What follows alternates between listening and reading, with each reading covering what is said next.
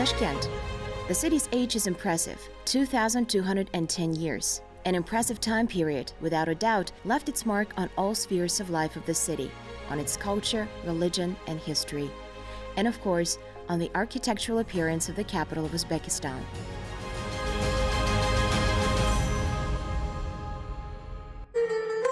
For centuries in the East, the bazaar has been the heart of every city. Tashkent was not an exception. Many centuries ago, it became an important trading center in Central Asia.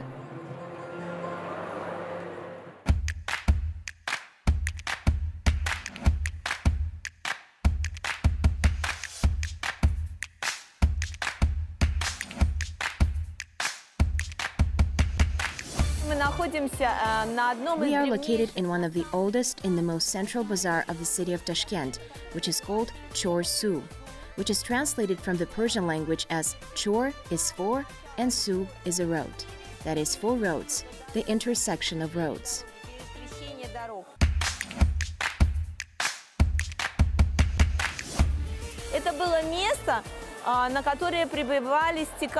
It was a place to where all merchants arrived from all surrounding cities, regions, in order to engage in trade, to bring their goods. An exchange took place here. In other words, it has its roots in ancient times, and it continued in the Middle Ages.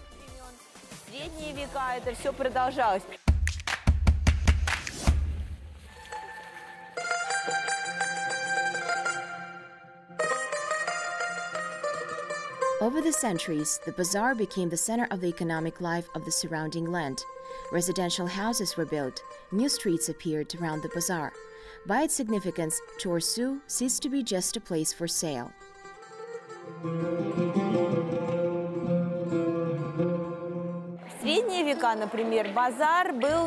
In the Middle Ages, for example, the bazaar was not intended only for trade. Every self-respecting man had to go to the bazaar at least once. Every day, it was necessary to go to the bazaar.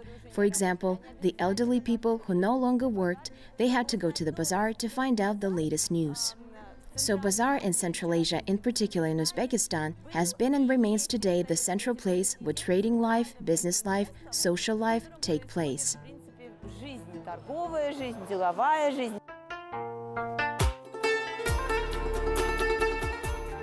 The location of the Great Silk Road contributed to the transformation of both Chor Su Bazaar and the whole of Tashkent into one of the key points on the route of Eurasia's largest trade route.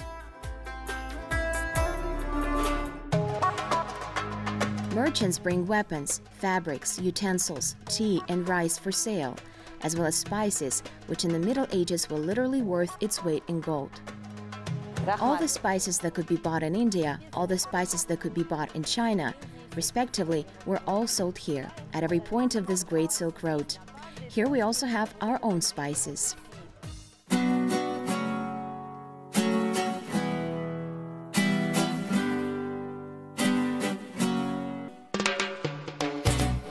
You can imagine, like, perhaps these cities, like, let's say, 500 years ago, when there were active Silk Road posts, and perhaps you can see all the markets and all the merchants doing their things, selling their products from China, from India, from Venice, from Persia, and so active, and the streets full of products, full of food, full of life. You know, you can feel this, and it's very, very, very beautiful. Fernando from Buenos Aires traveled to Tashkent for several months. Why so long? He simply decided to repeat the Silk Road route and use the vehicles available in our century as rarely as possible. I'm doing a long journey around the Silk Road. I started 6 months ago in Barcelona. And well, I arrived to Uzbekistan 15 days ago. I was in Kazakhstan and I crossed. And I reached Nukus in Karakalpakstan, in the western part of Uzbekistan. And then I went to Khiva, Bukhara, Samarkand, and now I am in Tashkent.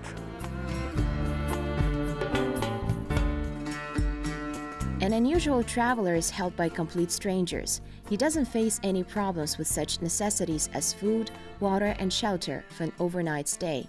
And also this approach gives time in order to enjoy the unique architecture of Uzbekistan. I'm not specialist about architecture, but wow, you can really see, even if you don't know anything about, when you are in these kind of places, you feel like you are an ant, you know, because it's so big and it's so beautiful.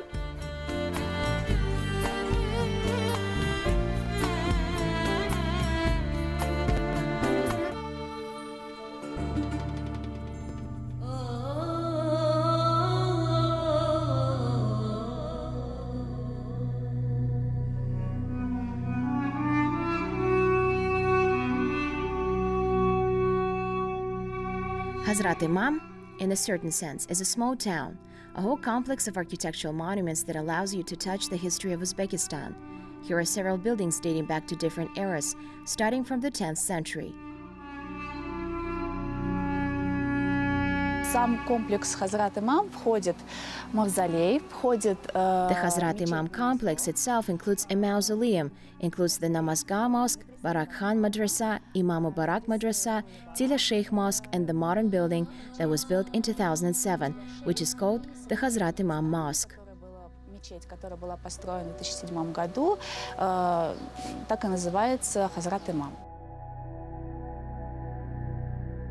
The complex was named in honor of the theologian, preacher, and scholar, one of the first imams, Abu Bakr Muhammad Kafal Shoshi. After death, a mausoleum was erected over his grave, which eventually became a holy place for Muslims. Первый мавзолей Абу Бакра Шоши. The first mausoleum of Abu Bakr Shoshi was erected after his death in 978, but that building did not reach us. That is, the building that you see now has been constructed in the 16th century. After that, the building was destroyed. Some part of it was rebuilt, and the roof, the dome part, were already built in the 18th, 19th centuries. Some parts of it were repaired, some were finally completed.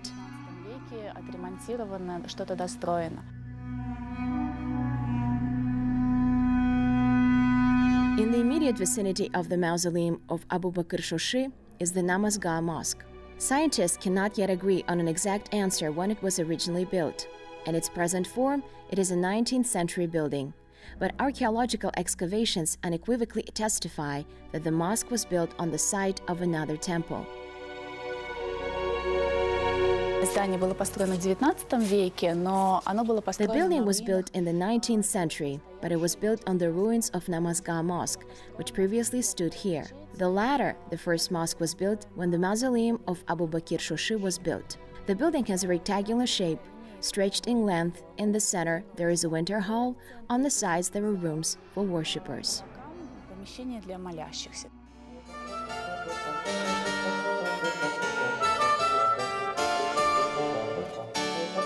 In the second half of the same 19th century, Tashkent became part of the Russian Empire. The population of the city grew rapidly. Many new streets and buildings appeared, and over time, even their own unique architectural style was formed. It is Turkestan colonial style, or Turkestan modernism, as it is sometimes called. Buildings made of brown-gray brick, not plastered. But due to the fact that it does not require plastering, it allows for making a figured layout. And this figured layout adorns not only Tashkent, but also many buildings of Turkestan style.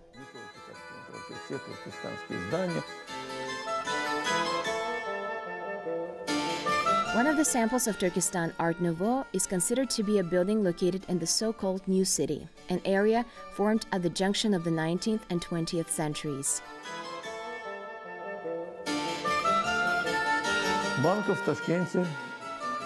There are many banks in Tashkent, and there were many after all. It was an important trade center of Central Asia, but the most respected was the Tashkent branch of the Imperial State Bank.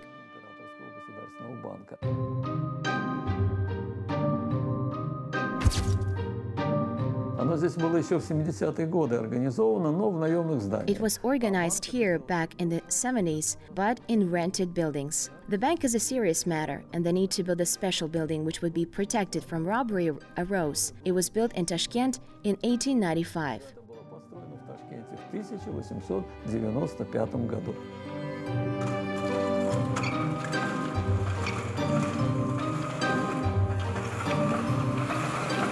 The author of the project was Wilhelm Heinzelmann, at the time an assistant to the Turkestan Governor General for the construction. Many buildings of Tashkent were built under his leadership.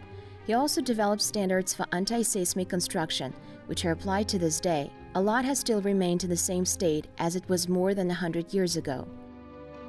In recent years, the banking community of our city of Tashkent decided to create a banking museum here and succeeded in this. Last year, our both state and private bankers opened this museum in a solemn ceremony.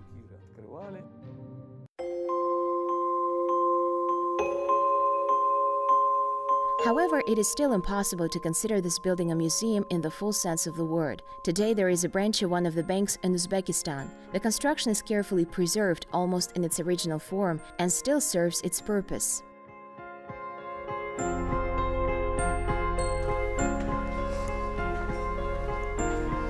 This door, it has even a year, 1853, written on it. It was made in St. Petersburg and installed here. So far, all this is in working order. We open and close it every day. Everything works fine. You can see how thick the door is, and it's still in a good shape. Everything is working. Here you can lock it. Every day it opens and closes. Каждый день открывается и закрывается.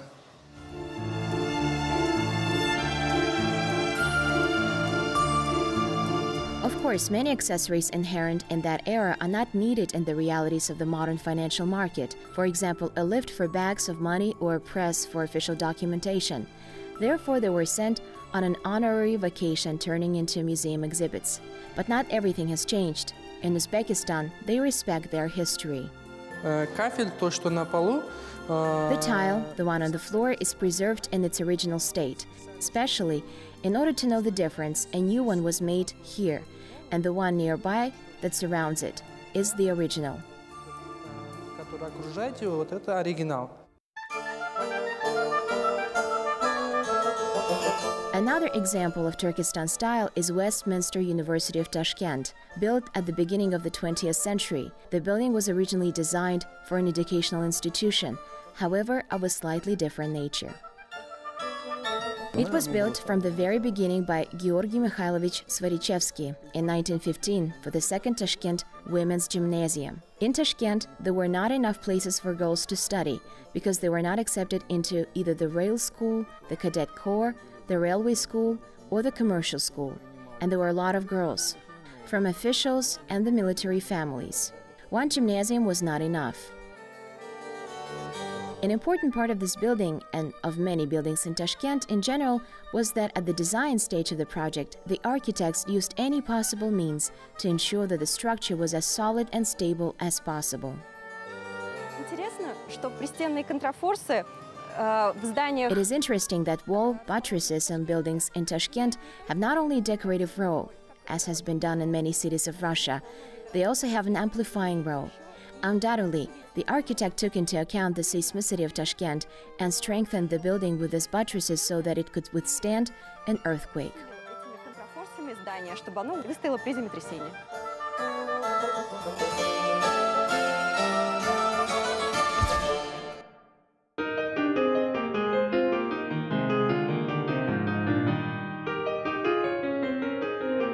The Bolshoi Theater, named after Alisher Navoiy, is a construction of a later period. Work on the project began in 1939, but soon because of the Second World War, the construction had to be stopped.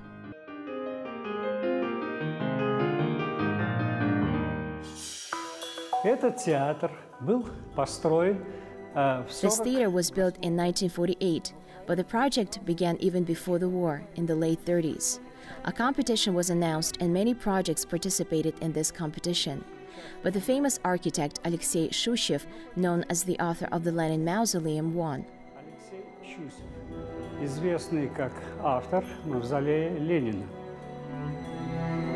In Tashkent, he designs the Alisher Navoiy Theater.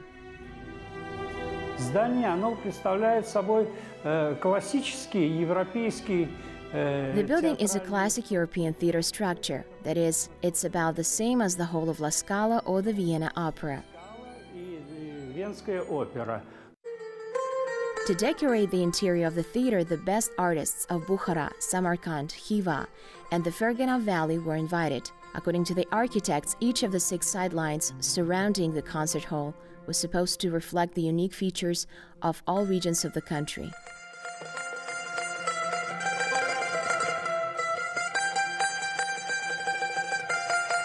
National ornaments can be seen here. A lot of craftsmen, architects from Uzbekistan worked here. And it has such a national flavor. It's an opera house, but perhaps does not look like other theaters in the post-Soviet space.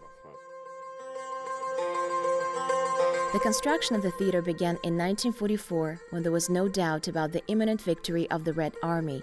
However, the Second World War once again intervened in the fate of the construction. Captured Japanese from the Kwantung Army, who were deported to Tashkent in 1945, took part in the final part of the construction of this theater. The theater has been named after the great poet Alisher Navoyi in 1966. Over the years of the theater's operation, without exaggeration, all the best works of world classics were staged here. Aida, Rigoletto, Boris Godunov, Prince Igor, Spartacus, Don Juan, Romeo and Juliet, to satisfy the most sophisticated taste. There are some special parts that you especially like. One of these parts is Mephistopheles from Faust opera.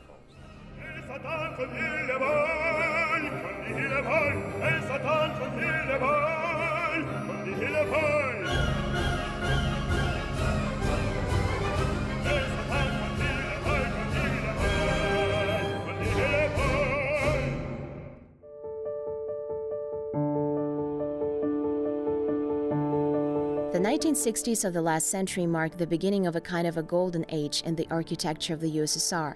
The main style is Soviet modernism, a direction that has virtually no analogues in the world. Tashkent does not stand aside. Panoramic cinema, a unique building of the style, also appeared in the capital of Uzbekistan.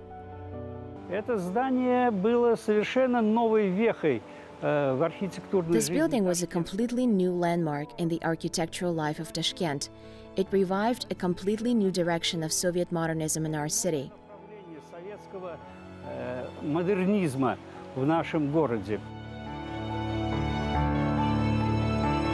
Out of 3 developed options, the author's team settled on the round shape of the main hall. The Roman Doric capital was taken as a sample, more precisely its slice. The construction of the largest panoramic cinema in Central Asia began in 1962 and ended in 1964. And 2 years later, the building passed probably its most important test.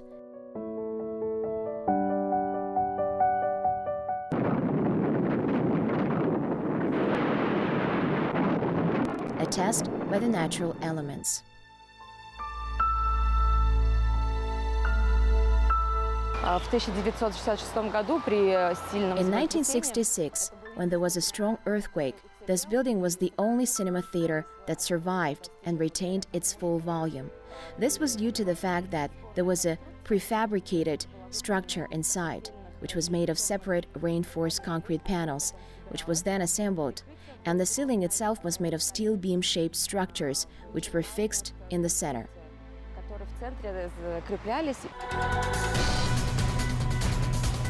A few years later, the construction of the subway began in Tashkent.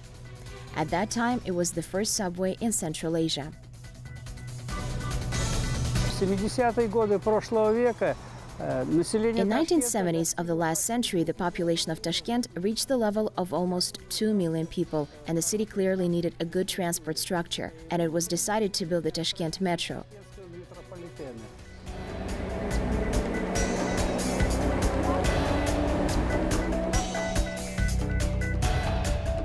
The location of Tashkent in a seismically dangerous region was one of the problems metro builders faced. At that time, the city was only recovering from the devastating earthquake of 1966, so everything was done with regard to the safety of the subway. Каждая станция метро длиной около 100 метров. Each metro station is about 100 meters long and divided into 3 stages. Here we can see the seismic shafts, which ran all the way around the station. It's even on the ceiling. Here is the dome. It cuts it. We can clearly see how the dome is cut. What for it has been made. When there will be tremors or some kind of movement, this 33+ meters won't move. They will be fixed in one place as they are. 33 с лишним метра, они не сдвигаются. Они вот как есть, они будут фиксированными.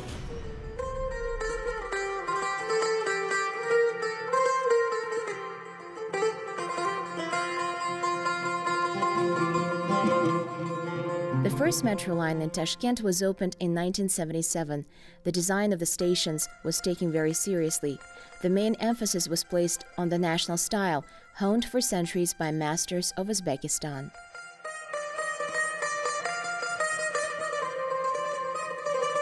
Каждый купол здесь абсолютно индивидуален, ни один узор не повторяется. Each dome here is completely individual. Not a single pattern is repeated. Glazed ceramics, glass elements, and gold leaf are used. Granite and Gazgan marble are used in the elements of the columns. On the floors, it is our local granite. Gazgan is a small town where the marble is produced and mined. Газган – это небольшой городок, в котором производится, вот именно добывается наш мрамор. Almost every metro station of Tashkent is truly a work of art. The design is not repeated, corresponding to the name of the station. Станция метро космонавтов, она разрабатывалась в институте, в котором Astronauts metro station was developed at the institute where I worked, and I know the authors of the station's design very well. I know how it was all designed, what difficulties they encountered. Все проектировалось, с какими сложностями, с какими трудностями сталкивалось. Unlike other stations, which mainly used elements of folk art and samples of authentic architecture, they wanted to make this one more modern. Therefore, a group of young architects was chosen for decoration. Очень интересное решение боковых стен этой станции. Они были решены как... They used very interesting solution on the side walls of the station. They look like some kind of windows. In these windows, our famous artist Bahadir Jalalov made murals of those wonderful people whose names were associated with space, starting from Copernicus and ending with Tereshkova. Начиная от Коперника и кончая Терешковой. The 1980s were also marked by the appearance of a number of buildings in the architectural landscape of the Uzbek capital, which, to this day, attract the attention of European urban planners.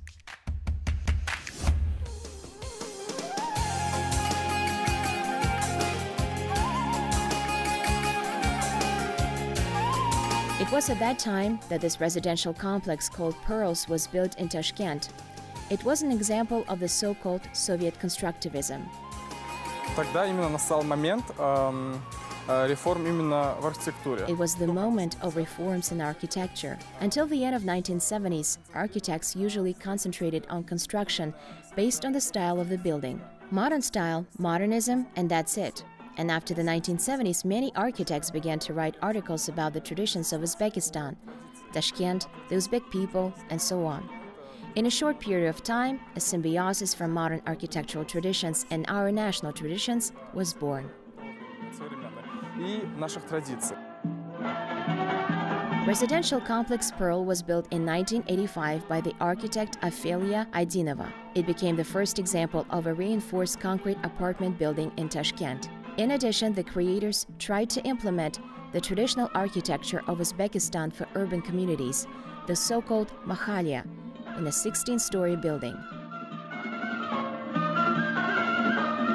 И вот именно тут можно наглядно посмотреть на ту атмосферу, ту зону рекреационную. It is from here that you can visually see an atmosphere, a recreational zone, which the architect tried to create. The zone serves as a courtyard. We call it hovli. And the main principle of this design is the courtyard, Ivan, and an apartment. This method is often used in the design of suburban residential buildings, when a person enters his yard, then Ivan, and then his apartment respectively. So she tried to imitate this process in a multi-story residential building. Этот процесс в этом многоэтажном жилом доме.